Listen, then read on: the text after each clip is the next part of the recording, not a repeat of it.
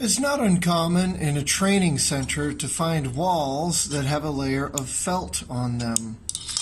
And felt works really well with velcro tape.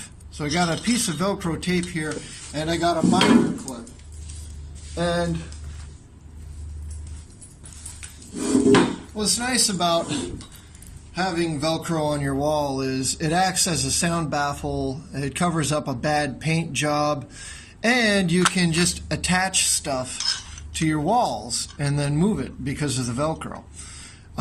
However, you probably don't want velcro permanently stuck to all of your flashcards. So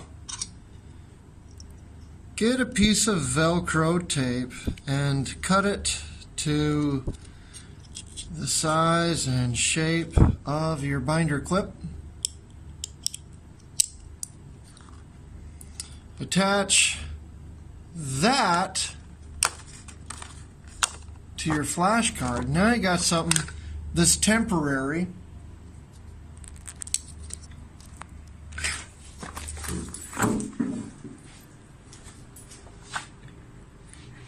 Ta-da! Now I got my flashcard on the wall.